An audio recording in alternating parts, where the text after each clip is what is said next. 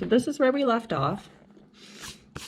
And we're establishing shadows right now. So, oh yes, we were just using the Q-tip to do a little bit of blending.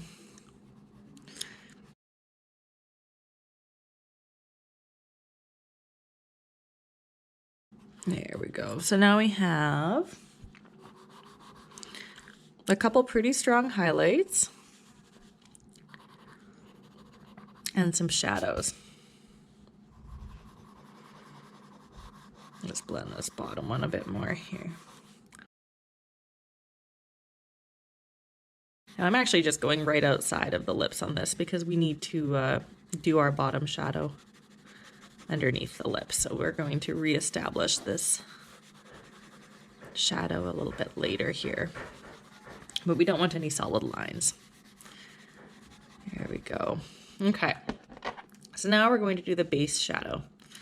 So you can kind of see in the drawing where it's a little bit more intense on the on our left side, probably the right side on the camera.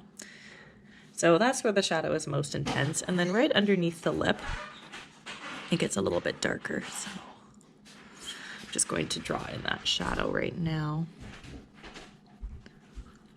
using small strokes to try to make it a flat shape without any lines or any sort of defining features.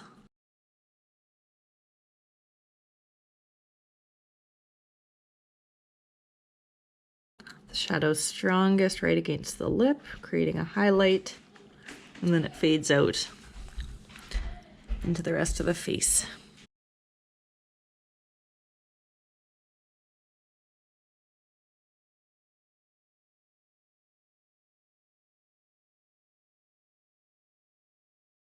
I'm going to just smudge it a little bit on the base here. Since we already did smudging on the top, I'm just going to do smudging throughout. I'm going to blend the corners in. There we go.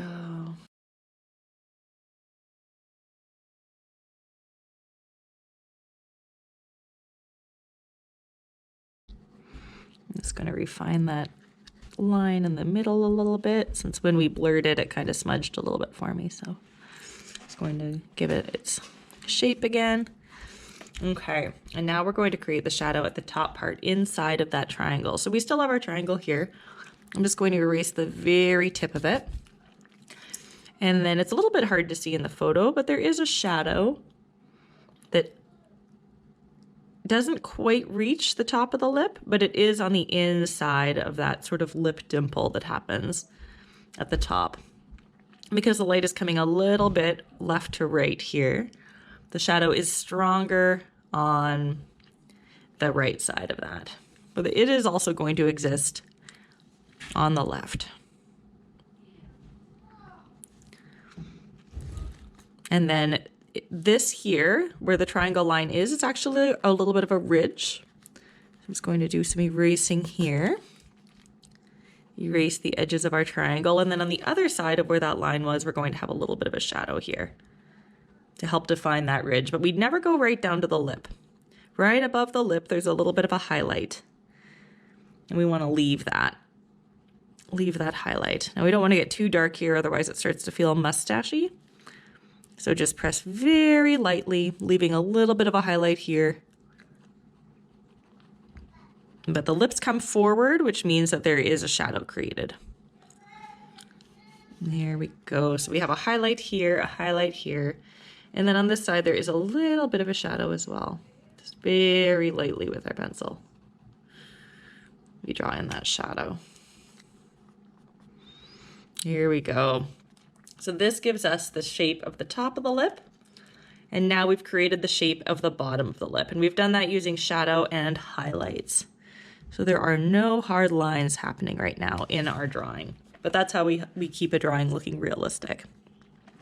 So now that we've established all of the shadows, what we want to do is make the little lines, like the creases in the lip, we want to give them their own shadow and highlight.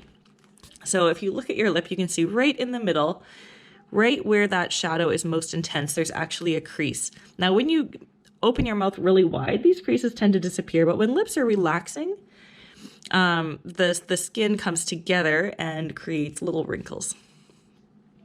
And lips that are chapped, these wrinkles become more apparent. Lips that are very moist have a little bit less wrinkle to them.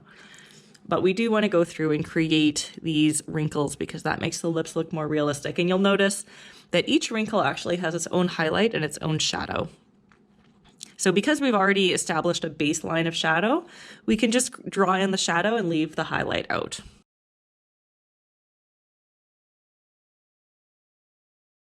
And these are very subtle lines, but they will help make the lip look more realistic if we add them in.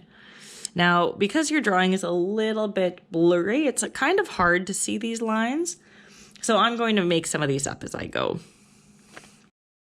Now, this is a little bit time consuming, but it is an important step. And these lines all go with the shape of the lip. They're not straight up and down. Well, this first one kind of is because we're looking at it forward. But as you go around, they curve. It's almost like they have a vanishing point right here in the middle of the mouth. And that's because the shape of the face is actually quite round. So the lips reflect that. And those lines help give the lips that curve.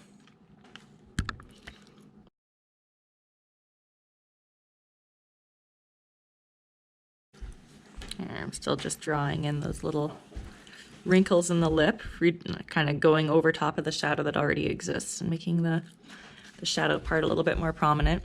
And now at the very top of the lip, we don't see too many. It's mostly in the bottom lip where we see them. But one thing we want to avoid doing is making these overlap too much. So you see right here how this one kind of overlaps. I made the wrinkle here the same as the wrinkle here. That distracts a little bit from the shape of the lip. So we want them to feel a little bit more organic than that.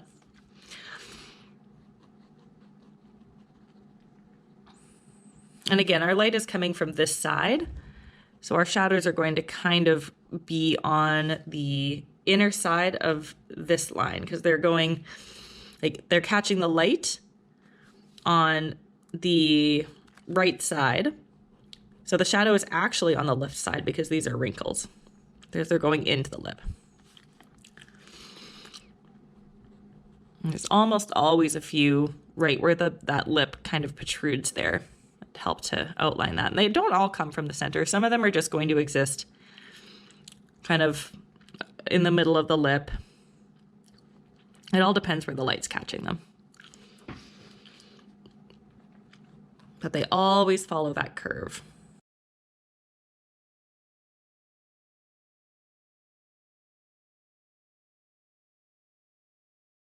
All right, now there's a little bit more of an intense shadow right here on the lip. So I'm going to reestablish that, leaving a little bit of a highlight at the very tip to give it a little bit of separation. And I'm adding these new shadows as I do these lines. There we go. Some of these shadows that I'm making are a little bit too dark, so I'm going to go in and do some smudging after.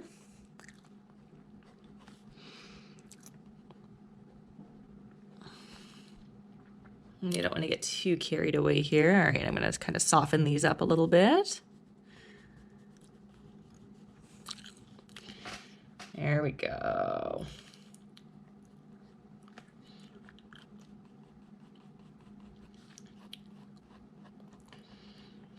You can kind of do just very light strokes coming from the center out. Very light so that they're barely noticeable, but if there is any sort of directional pencil stroke, we want it to be forming the shape of the lip, not working against the shape of the lip. There we go. Okay, so this is starting to look pretty realistic. I'm just gonna add in a few more little wrinkles here. The most prominent wrinkle is usually this one in the center. It kind of gives us our tip shadow that we have, where it kind of forms a little bit of a pout. And the reason that wrinkle is usually the most intense is because that's actually where your lips stretch out the most, right? And it's also where they're the thickest. So there's the most skin there to give us that shape. Okay. Yeah, and we don't have too many lines on your lips because of the blurriness of the photo. So I've added a whole bunch in here. I may have added a few too many. I'm gonna dial back a couple of these. There we go. Now what I'm going to do is just go back in. Since we've done our smudging, we've kind of lost a little bit of this inner shadow. So I'm gonna add that back in just a little bit, especially on the top part of the lip, leaving out that highlight that's created where the inner part of that triangle was. Okay, and I'm gonna soften this line here. There. We always want soft lines, soft pencil strokes, no hard lines, everything's a shadow. There, now we're gonna work on the dimples. So I think these lips are looking pretty darn good. They're starting to feel real because we have the little creases in there. We've tried not to make the creases feel too much like they're over top of one another. They have their own space. But we do need to establish the edges of the mouth. Now there's usually a little bit of a dimple. You can see here how there's a shadow right on the edge where your lip kind of goes into the rest of your face. And it creates a little bit of a dimple. So just very lightly, we're going to draw that in. Just like with the eyes and just like with the nose, drawing around the mouth establishes the shape of the mouth almost as much as anything else. So these shadows become very important in creating the shape of the actual lips. Yeah, and because there's no hard lines, lips don't just end. Where the lips technically end, they kind of like bleed into the rest of the face. So we don't have quite as much on the other side of this photo to go off of information-wise, but I'm going to assume that it's a little bit the same. So it's kind of dark right at the corner. There's a little bit of like a dark spot right at the tip there, and then it bleeds out into a shadow. And the shadow on this side does go down and kind of meet the shadow that we created right underneath the lip, just a little bit.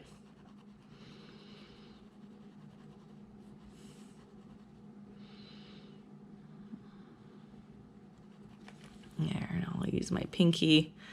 The reason I'm using my pinky is because I cannot find my my Q-tip that I was using. But as long as your pinky finger is dry and you don't kind of go over top of the shadow too much, it should be okay. There we go. Now, do you see how adding those little dimples really made that feel realistic? And if we were to continue drawing the face out, we would just be shading kind of the skin around the lips more and more until we established a chin down here, which would have its own highlight. Go up to the nose, which we drew yesterday. And I make the shadow a little bit more intense here, just to help give this lip a little bit more definition. But we are pretty much done. So just to do a little bit of a recap, what I'm doing right now is I'm creating a little bit of a shadow on the bottom of the lip, but I'm not going all the way to the base because we're leaving just a little bit of a highlight to help that lip pop.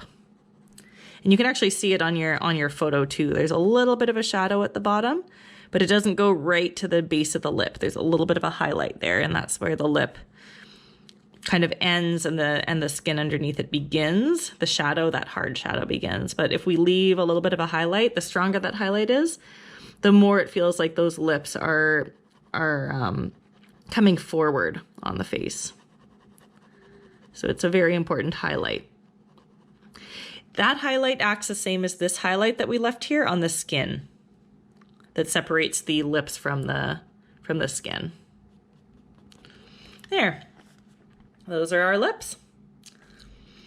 Okay. I hope this helps. If you have any questions, call me, email me. I mean, ideally, we would do this in person so I could watch you go step by step, but that wasn't in the cards today, so we had to make do. But yeah, I hope this helped.